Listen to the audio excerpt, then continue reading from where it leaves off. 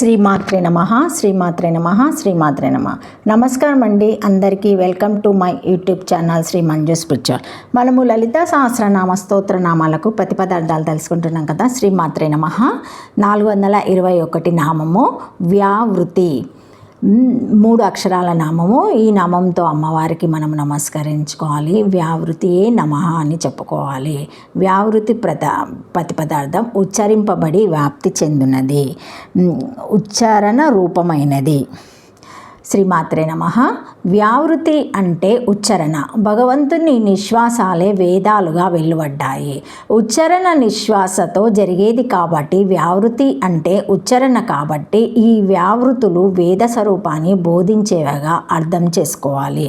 గాయత్రి మంత్రానికి ముందు ప్రణవపూర్వకంగా 3 వ్యావృతులు చెప్పబడ్డాయి. అవే భూ, భువ, సుహ. ఈ 3 వ్యావృతులు ప్రతి వ్యక్తిలోని పాతాళ, మార్త్య, దేవలోకాలను, పదార్థ లోకాలను సూచిస్తాయి.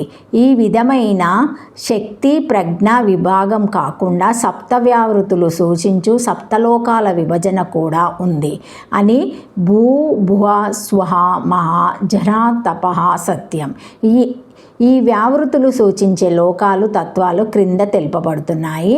భూలోకము లేక పృథ్వీతత్వము, భువర్లోకము లేక అంతరిక్షము, సువర్లోకము లేక ప్రజ్ఞలోకము, మహాలోకము లేక తేజోలోకము, జనోలోకం లేక జననలోకము, తపోలోకము, సత్యలోకము.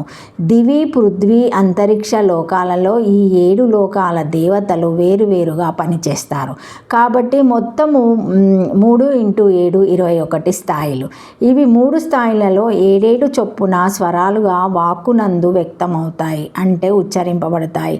ఉచ్చరణ వ్యాపక లక్షణ సామ్యాల వలన వ్యావృతి అమ్మవారి నామంగా చెప్పబడింది. ఉచ్చరింపబడి వ్యాప్తి చెందినది అని ఈ నామానికి అర్థము. ఉచ్చరణ స్వరూపురాలు ఒకానొక మంత్ర విశేష రూపం కలది. వ్యావృతి మంత్ర స్వరూపురాలు.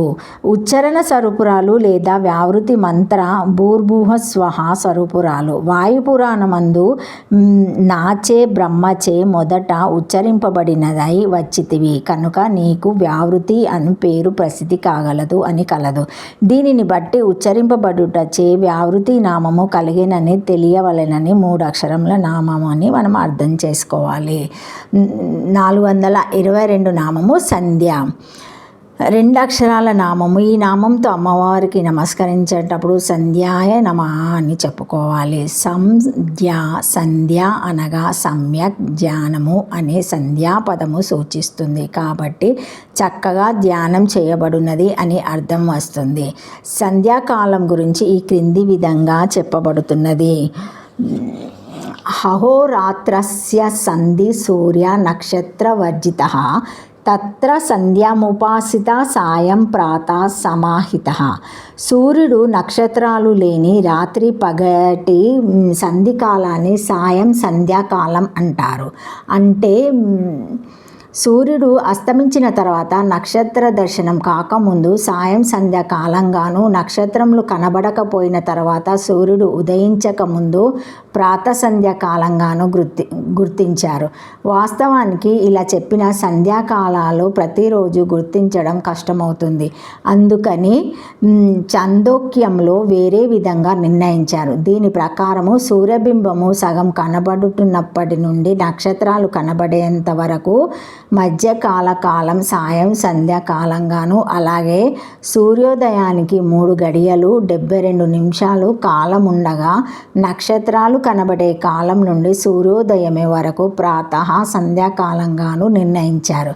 సూర్యునితో కూడి ఉండిన సాయం సంధ్య, నక్షత్రాలతో కూడి ఉండిన ప్రాత సంధ్య పగటి కాలంలో 3/5 నుండి 4/5 వంతు దాకా ఉండే కాలంతో కూడిన మధ్యాహ్న సంధ్యాకాలాలను సంధ్యావందనానికి ఉత్తమ కాలాలుగా నిర్ణయించారు. ఈ సంధ్యాకాలాల్లో అర్థమవని విషయాలు అర్థమవుతాయని, జటిల సమస్యలకు పరిష్కారం స్ఫూర్తిస్తుందని కనబడే జ్ఞానదేవతలు కలిసి ఈ సంధ్యాకాలలో విధుల గురించి నిర్ణయాలు తీసుకుంటారని పెద్దలు చెప్తారు. మళ్ళీ ఈ మూడింటిలో ప్రాతకాల, సాయం సంధ్య, ధ్యాన సమయాలు మరింత ఎక్కువ ప్రయోజనకరంగా ఉంటాయేమో అనిపిస్తుంది. ఎందుకంటే దేవతలు కూడా విధులు, డ్యూటీస్ మారే సమయాలు ఇవి కాబట్టి మాస్టారు ఈ విధంగా అన్నారు. సాయం సంధ్యా సమయములకు సమన్వయంగా ఉదయము 6 గంటలకు, సాయంత్రం 6 గంటలకు ప్రేయరు చేయమన్నారు. సంధ్య అంటే మధ్య ఉండేది అనే అర్థం కూడా ఉంది. పంచకోశాలైన అన్నమయ, ప్రాణమయ, మనోమయ, విజ్ఞానమయ, ఆనందమయ కోశాలు 5ంటిలో మధ్యగా ఉండేది మనోమయ కోశం. అన్యోంతర ఆత్మమనోమయ తస్య యజుర్వేశిరా ఋక్ దక్షిణ పక్ష సామోత్తర పక్ష ఆదేశాత్మ అధర్వంగిరసః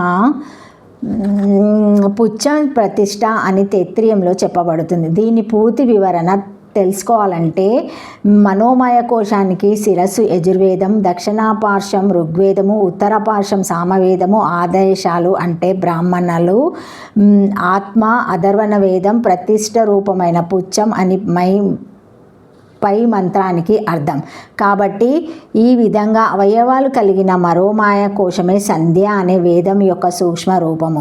సంధ్య మనోమయ కోశానికి సంబంధించింది కాబట్టి మనసును ఆకారంలో ధ్యానంలో ఉంచమని చెప్పారు. ఈ సంధ్య సాక్షాత్తు అమ్మవారిని సూచిస్తుందని ప్రస్తుత నామం ద్వారా తెలుసుకోవాలి.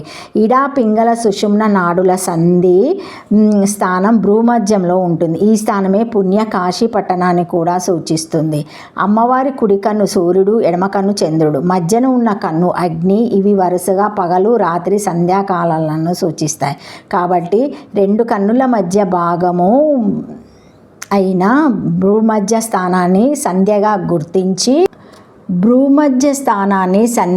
గుర్తించి ధ్యానానికి అనువైన స్థానంగా అర్థం చేసుకోవాలి.